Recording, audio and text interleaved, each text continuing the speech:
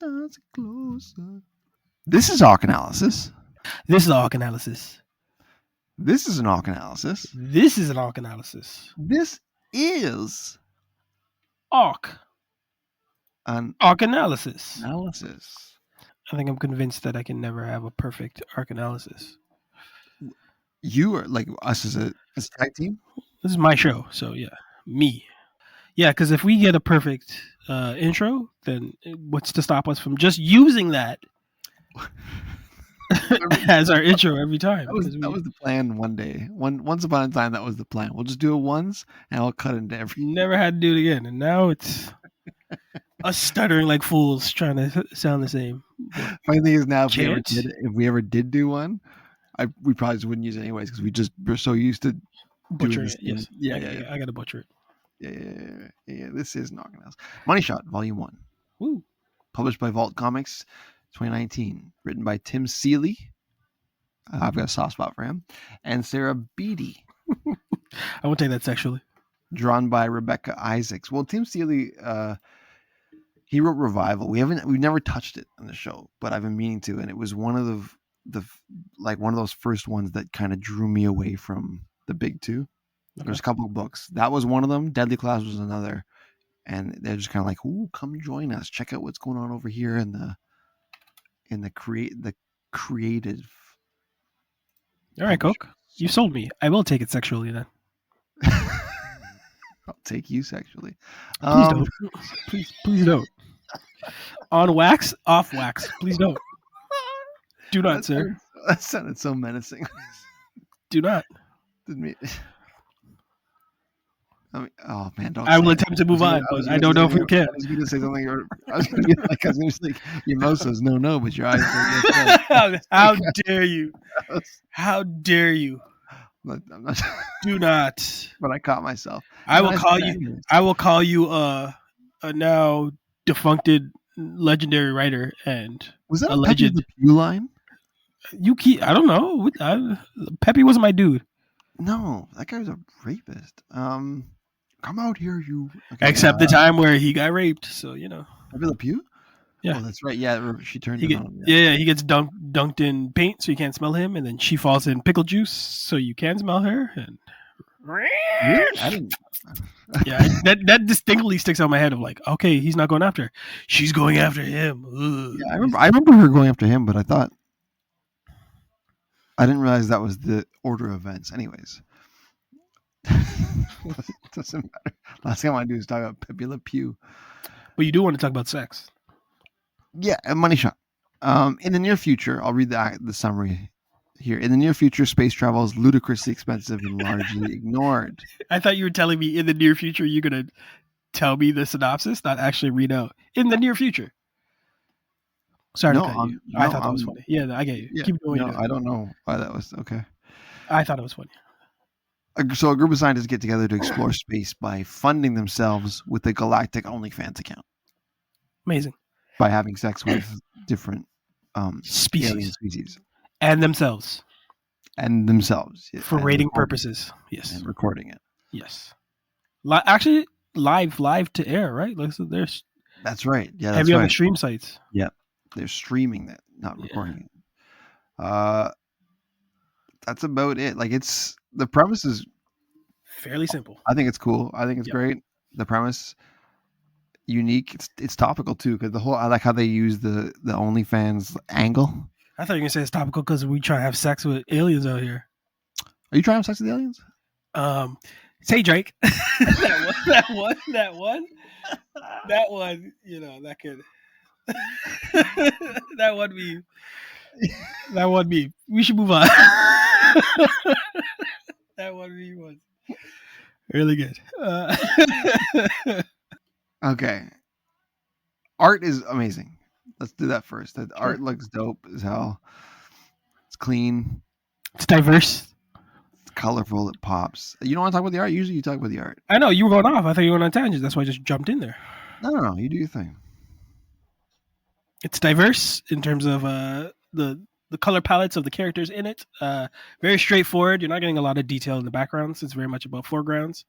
But they have amazing character development or looks for their aliens. Like I liked seeing how each individual alien looked because it definitely took time in what they thought they were going to look like, and more so, the design of the aliens usually came into play when they're filming and like the sexual conquest that they would have. So there's a character with giant balls, and you don't think he's going to use what he's going to use them for, and then he does, and you're like, whoa! Like those balls came back in a way that wasn't sexual, which is kind of amazing.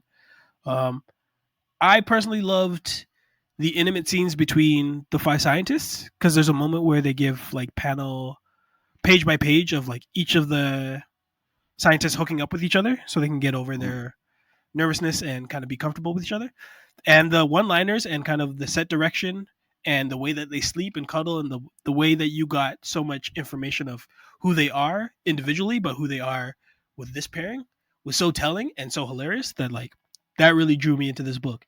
It's more of a character study about like how these dynamics are going to work or not work, and they just keep throwing them into different adventures like Indiana Jones that they have to get out. Usually sex wins the day, which is kind of awesome.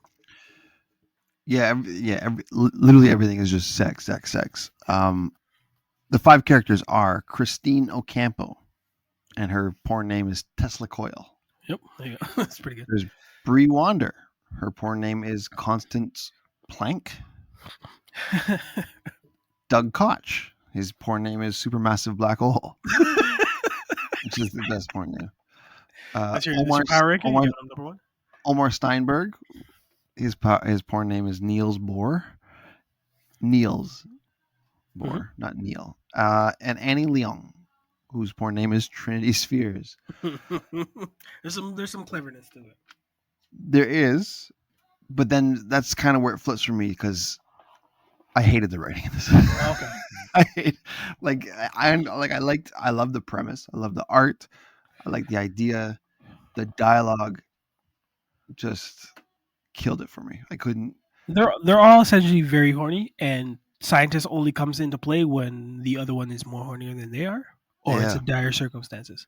It's more for me. It was more tongue in cheek. Mm-hmm. But I say what you didn't like, and I'll see if I can agree or disagree. They all talk the same. Yeah. At the beginning, they don't, right? And then by like issue 2 or 3, they all talk the same. Where it's like they all just use these metaphors to like, I wish I wrote them down, but it's just like, oh, this is as big as a wet blanket on the 4th of July, and it's like I don't, but I would have appreciated if it was just the one annoying scientist, like everybody hates. The leader, Tesla. I like that dynamic, how they all hate her, but then, or they all dislike her at different levels. She's annoying to each of them for different reasons. Yeah, for different reasons. And it's like some of them put up with her, one of them's kind of in love with her, and the other one's like that cool. But then all of a sudden, they all like secretly actually love her, and it's like, I didn't mind that because it proved to be that sex was the even playing ground. It's her idea for them to become this scientific Star Trek sex team.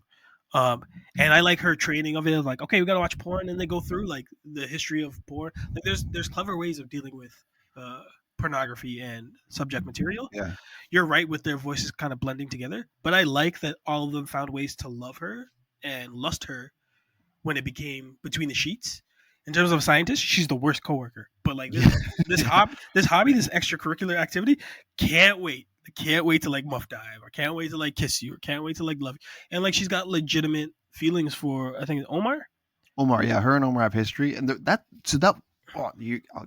gonna cut you off. I don't want to cut you off. Go for it. Yeah, no, go.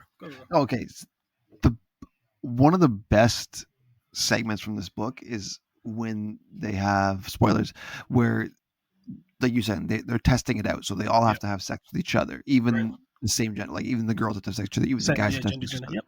Supermassive black hole. They all have to be bisexual, otherwise it's not going to work. They'll have to be comfortable with each other in their skin, because we're going to be doing crazy orgies. So can't get skittish. Makes sense.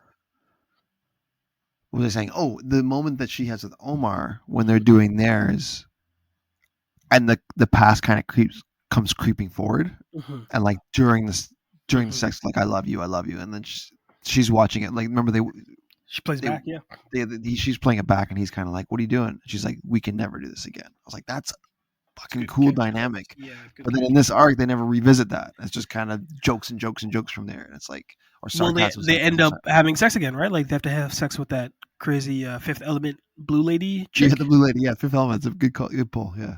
and then you can kind of see their chemistry push through on that, right? So that's their CW, that's their kind of week to week. If this was a that's the shit that you hate, but that's the nail on the head.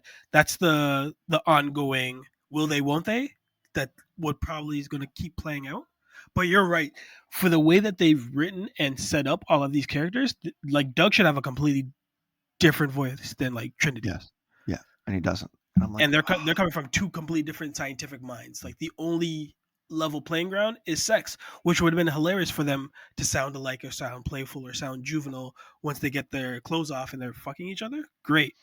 But when because they have to use science to get out of a lot of problems, yeah, right? Like there's a moment where I can't remember which character kisses like Omar's character, but passes him some sort of fluid that he ends up spitting, and like that. I thought that was it was cool, Annie. Yeah, that was Annie who did very that. Yeah. smart, and like very not sexually toned, but like you would think it's one thing, and they gave me the mislead that worked so much better in their favor. But their voice to voice and conversation to conversation, you could interchange them all, and you wouldn't really notice. So yeah, that Yeah. is a That's let's lose a can. that's a bore. That's what not bore me. That's what like burned me because I was like, man, this is like, especially Bree wandered the more serious, Yeah, taller one with the curly hair. She's like, I really liked her because I was like, she was the one that kind of her and apprehensive Omar. and Yeah, yeah, and she was like, she was stern, and she's like, I don't want to do this, but I'm going to do this, and she really, really didn't like for Christine science Tesla Club, until right?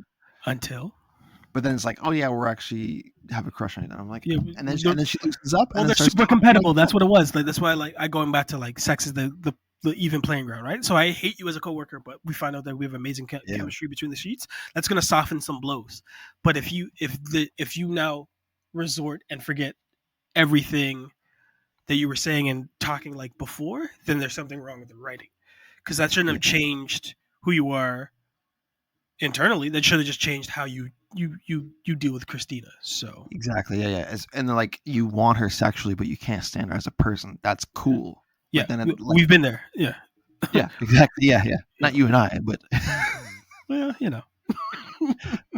And then they have so many like outside of the team moments that I thought were great, right? Like there's a dude at home who's ignoring his wife, watching with a sock and like lights off and everything. And like, yeah, they paint the picture well in the environment in the universe, right? There's enough to go on that you could use as a shared experience, or that's just coming from a real place. And the fact that like it was streaming, like completely thought of Shatterstar, right? Like this was sort of a Mojo World sort of vibe, but completely complicit in we show everything, right? And even like the sex scenes aren't gratuitous, right? Like there's nudity in it, no, no, they're not but bad. No. it's nothing like Zombie Trap where it's like trying to titillate. Yeah, This was like helping to progress the story. But man, once you said it, that kind of shattered the glass. Like they all kind of sound as the same voice. And if you're gonna do that, you probably should have just had two people in your team, not necessarily a fiver. yeah, and that's I couldn't. It was really, really blocking my enjoyment of what was going on, especially like later on. Uh, Earlier, like I said, earlier was good because they all, not all, because Annie, Christine, and Doug all kind of are the same in the beginning. Yeah, They're sarcastic and whatever. They're pretty driven. But then Omar and Bree were the two that were different, yeah. and I liked that. And then they kind of just Follow suit. assimilated into Yeah. how everybody talks. And I'm like, oh man, like it was kind of like you were supposed to be the chosen one, right? Um, then there's the story with the aliens is kind of confusing too. So the idea is that the Fifth Element thing wants, like, she wants to orgasm so that she can, like, her orgasm is like Release it explosive. helps. It's like a heart, Yeah. sorry, not her Yeah. orgasm, but there's a method of orgasm that can like blow up a shit. Is that the idea? She becomes like a bomb sort of thing, and like she Yeah. can destroy her enemies. So that was a little confusing for me. I was like, this is So like that happens, but like she basically decides not to use it to help. She uses it to like hoard yeah, and keep her power to move stronger. So then the Fuck Force 5 team, Money Shot, decides like, oh, okay, no, let's have sex so we can free the people. So they do a live stream in the desert, and that gets the people in the Coliseum. There's a Coliseum thing going yeah, too, yeah, like a yeah. tribal thing. But like them having open sex allows the aliens to have open sex and like sex saves them all. So like not the strongest writing, but I could see what they're going for. Like this is definitely a liberation book and like to be more comfortable in your skin. Yeah. I could see this giving to somebody who's like questioning or like pansexual or not sure where they fit in. And like you don't really have to fit in. Like that's I think the whole point of this, right? Like you kind of just the Star Trek of it is like you just want to explore and kind of get clicks. Well, maybe not so much on that, but like you want to explore, you want to see what's out there, and you want to be comfortable in your skin so you can enjoy yourself in other people's skin, right? So like that's the bottom line that I got from it, but very very evident. There's a camera that follows them constantly and is streaming all of their sexual exploits, which could be tongue in cheek and a discord to what's happening in modern day, or like I saw that too. Or like this is the opening for you to decide that you want to do an OnlyFans, because if you can do it in a comic, why can't you do it in real life, right? Like there's always like we had a Toronto Batman who watched enough Batman movies that decided like he was going to be Toronto Batman. I think he's on a rooftop somewhere, but he's waiting for the next release. Yeah. I'm bored and I need something to do. But again, we only found him because he started getting streamed, right? So I like the fact that that's included in here. That's such an important footnote of we're doing this for science, we're doing this for knowledge, but we're also doing this for clicks, right? Like they're not trying to hide. Like there's a salaciousness to it, which makes it more fun for me reading it. It makes me wonder though. There's two writers on this, and Tim Seeley doesn't write like this. So I'm wondering if, well, at least from what I've read from him. So I'm wondering if there's this many characters, why wouldn't split it? Like, split it. I'll write these two, you write those three, and then we'll then the voices can they won't blend so much. But so I wonder who's actually writing what is a question, and how would I do this differently? The one thing I would do with this whole arc, this is the first arc, the first 5 issues. I wouldn't even have put them in space yet. I would have had the whole 5 issues them trying to because you know how like there's so many flashbacks in every issue, but how I would have rather just had me personally had that's the arc, and then it ends with them blasting off. So there's no aliens yet at all. It's just them blasting off. You know, getting to know each other and going through those awkward stages of like getting to know and feeling each other out. I can say doing that for half the book makes sense, but you have to get aliens at some point, because that's essentially what the series is. We always have to find an alien to fuck or get fucked by. Yeah, and so that's where the level of danger happens, right? Like if there's no consequences for life, then is this first run really interesting, or it's just a whole bunch of people learning about sex? It's a bunch of people learning about sex. Yeah, that's not bad. And then they meet an octopus person, right?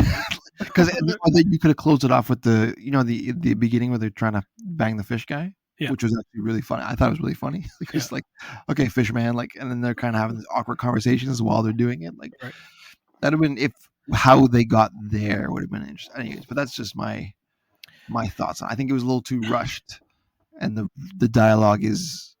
They definitely have to rush again, but they had to rush to get to space. I feel like space is definitely like we need to get someone. The editors like they need to be out there, because that's the only way you can get away with them doing as much outlandish shit. That's fair.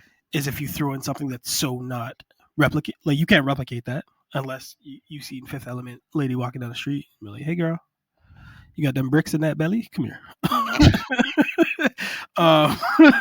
But my question to you is: do you think the blending of writing was something that happens usually in a first arc where they're kind of feeling out things, and potentially they could grow into individuals in the next run? Yeah, that's why I kind of would like to know, because I think the premise is interesting and fun, right? And the way they presented the mood of this book is overall like it's a happy, like sex wins the day, like love overpowers, like that's kind of the idea. In a sexual way, because you look at it, it's not like gratuitous. It's not like softcore porn. It's correct. It's satirical and funny, but it's campy, and like they know that. Like this is it's almost a play on Power Rangers if it went to the nth degree. Mm-hmm. Because you can see them just be like, it's morphin' time, but their power is really just to like whip it out. That's a good point, because I was just gonna say like there's no straight man here, no, as in like the serious one, or maybe there's an apprehensive one, a serious. No, it's all Power Rangers are good because they're all the same. Yeah, they're all they're all like and they do the funny superhero poses where like they look off into the distance and like we're the chosen ones, right? And they find ways to. So like for me, there was easy reasons to keep reading, and I kept reading, right? So my spoiler is like I enjoy it, right? But you crashing the ceiling, yeah. There's a blending of voices that you can't ignore, but there's a lot working for it that you can kind of overlook. Yes, I would. To your point, I would read more to find out, because I was disappointed, because I was like, I kind of like the idea here, but then I'm really annoying about characters, and since they all seem the same character, yeah. And I'm like, except for Big Balls. Yeah, I'm specifically talking about the 5 astronauts. I know. Right? I know. Yeah. The ones I actually care about, because I don't care about anybody else in this book. I was like, oh, you better care about Big Balls. Supermassive black hole. That's Doug. We love Doug. Who I want to see. It seems to be more of a top than a bottom, especially after him and Omar's night. Like, Omar's all shy about like, don't tell anybody about this. Like, don't worry, buddy. Like, I won't tell anybody. It's like, clearly I'm going to tell everybody about this, but it doesn't sound like Omar got in on top. It sounds like Doug got tops, right? So Supermassive black hole is, I guess, a premonition of what he's going to do to you. I wonder, would you just ruined my whole train of thought. There are definitely trains going on in this book. So that's the thing. That's one of the reasons I like this book, because I knew it was gonna be hilarious to talk to you with it about. And this is probably a book you could share, but with a specific person. Like if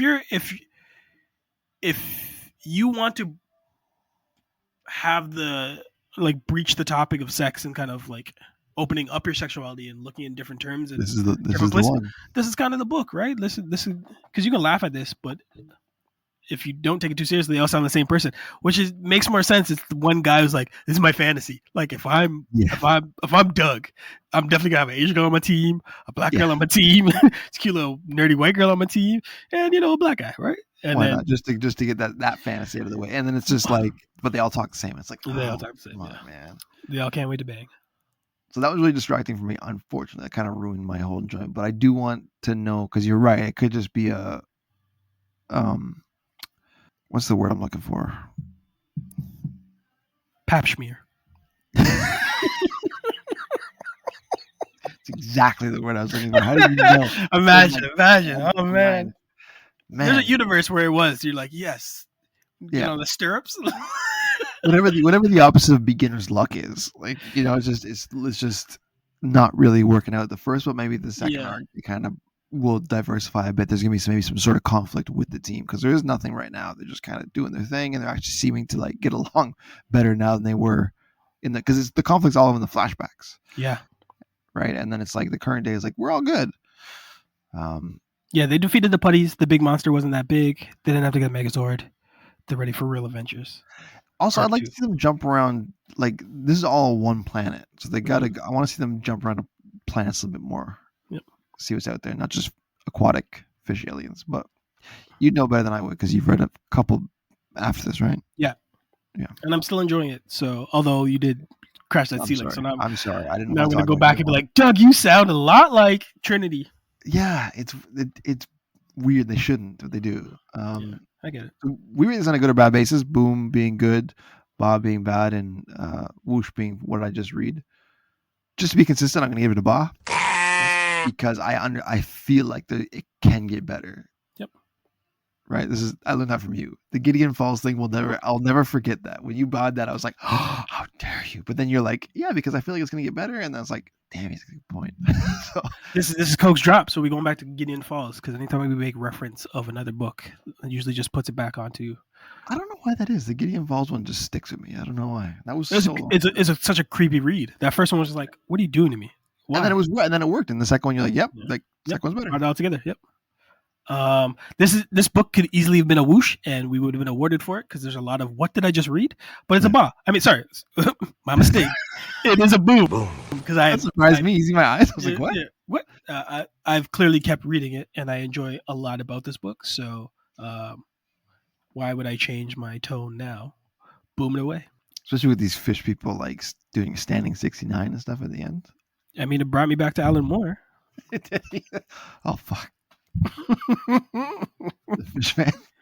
This is an arc analysis. This is a we're done with. I don't want to think about that shit no more.